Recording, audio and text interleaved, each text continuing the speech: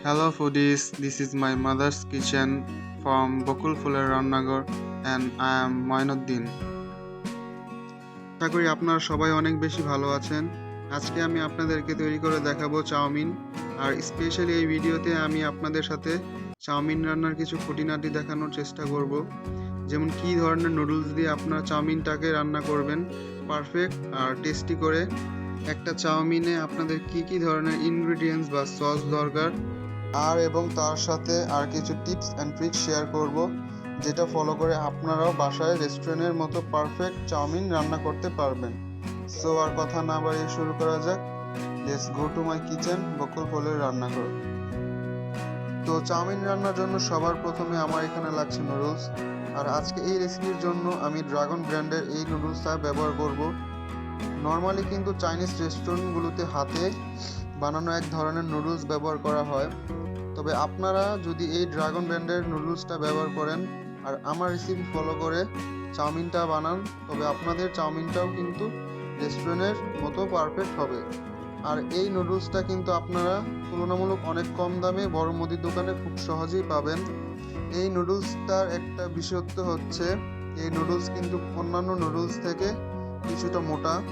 So normally কিন্তু চাউমিনটা রান্না করতে হয় একটু মোটা টাইপের নুডলস দিয়ে, আর আপনারা কিন্তু চিকন টাইপের নুডলস দিয়ে রান্না করেন, তাহলে কিন্তু রেস্টুরেন্টের মতন লুকটা কখনোই আসবে না।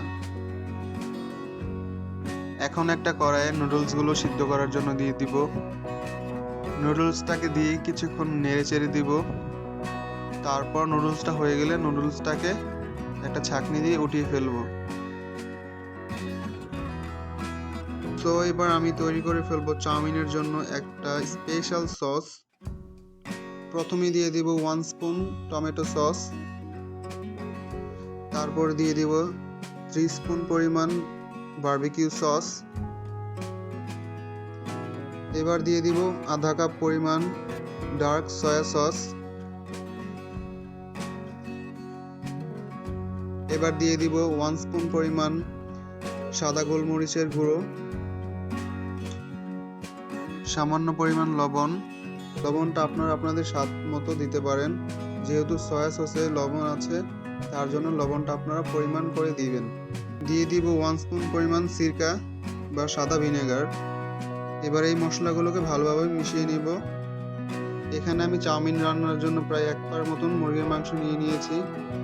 মুরগির মাংসটাকে আগের থেকে আমি একটু ম্যারিনেট করে নেব। ম্যারিনেট করার জন্য এখানে আমি দিয়ে দিব 1 স্পুন সয়া সস, সামান্য পরিমাণ আদা বাটা। এবার মাংসটাকে ভালোভাবে মিশিয়ে নেব।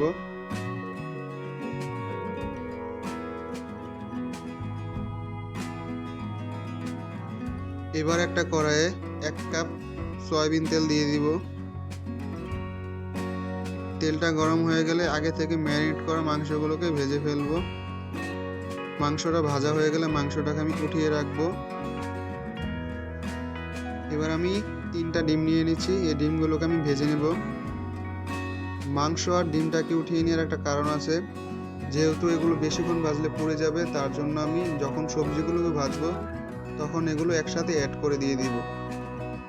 চাউমিন রান্নার জন্য প্রথমে দিয়ে দিচ্ছি 1 কাপ গাজর কুচি, 1 কাপ বড় বড় করে কেটে রাখা পেঁয়াজ কুচি।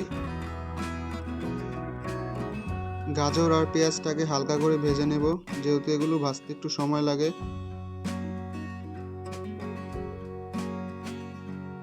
এগুলো ভাজা হয়ে আসলে আমি আগে থেকে ভেজে রাখা মুরগির মাংস আর ডিম ভাজাটাকে দিয়ে দিব। এবার অ্যাড করে দিব সিদ্ধ করে রাখা নুডলসগুলো।